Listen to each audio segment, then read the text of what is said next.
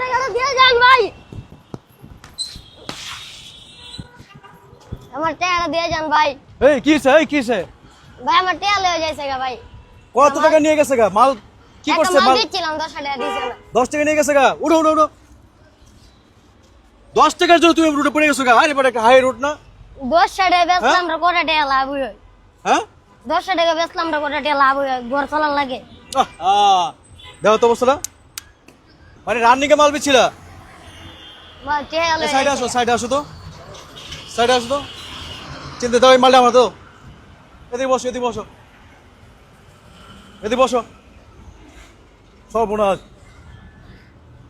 একটা বাসে তার কাছ থেকে কিনিস, আমরা নিছিল না বড় নিছিল? আমরা নিছিল।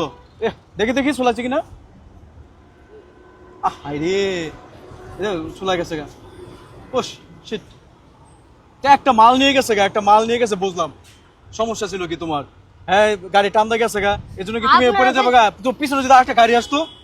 আমরা নিজে জান বান দিয়ে ঘর চলা লাগে, আমরা নিজের জানের মায়া করতে পারি না।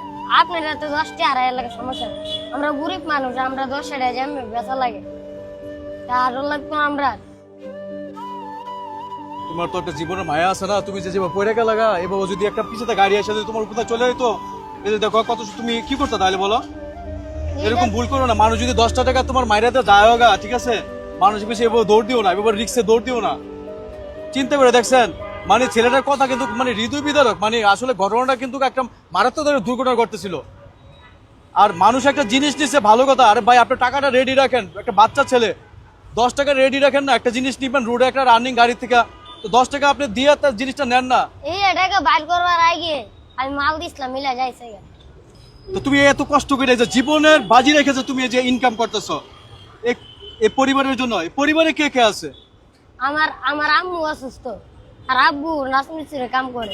উফ, অনেক ব্যথা পাইছে। দেখো অবস্থাটা দাও। তোমার আম্মু অসুস্থ, বাবা রাজমিস্ত্রি কাজ করে, তো বাবা রাজমিস্ত্রি যে ইনকামটা করে সে টাকাটা দেখি তোমার সংসার চলে না? বাবা টাকা দিয়ে না। তোমার এনে কত টাকার মাল আছে? কত টাকার মাল আছে? মাল আছে 1200 টাকার মাল। 1200 টাকা? হ্যাঁ জি। ধরো তো, তুমি এই মাল দিয়ে এখন বিক্রি করতে পারবা? তুমি মাল বিক্রি করবা না করো? আজকে তুমি যে রিস্ক নিয়ে সেটা কাজটা করছো, ভাইয়া তোমার গেছে না, আজকে হাজিরা টাকাটা তোমার আমি দিয়ে দিই, তোমার মালের টাকাটা আমি দিয়ে দেওয়ার ব্যবস্থা করতেছি। ধরো, তুমি খুশি হয়েছো? জি ভাই। হ্যাঁ, জি ভাই। আর কখনো এভাবে রিস্ক করে এই রোডে দৌড় দিয়ে কখনো এভাবে কাজ করবা না। আচ্ছা ভাই। যদি পিছন থেকে একটা গাড়ি আসে তোমার জীবন কিন্তু শেষ হয়ে যাবে। আচ্ছা ভাই। হ্যাঁ, তুমি এখন যা একটা দোকানে একটা ব্যান্ডেজ করবা, ঠিক আছে?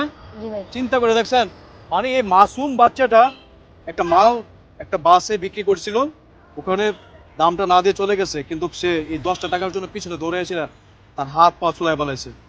ঠিক আছে, পরিবারের জন্য জীবন দিয়ে দিতে পারে এরকম বাচ্চারা। ঠিক আছে, অবহেলা করবেন না কেউ। ভালো থাকবে, তাই না? তোমার নাম কি? তাকবীর আহমেদ। তানভীর আহমেদ, মোহাম্মদ তানভীর আহমেদ। তানভীর আহমেদ, তুমি ভালো থাকো। হ্যাঁ ভাই, হ্যাঁ যাও। কখনই করবে না, টাকাটা পকেটে নাও। যাও, হ্যাঁ। এসে অবস্থা। ভিডিওটা ভালো লাগলে সবাই শেয়ার করবেন। আসসালামু আলাইকুম।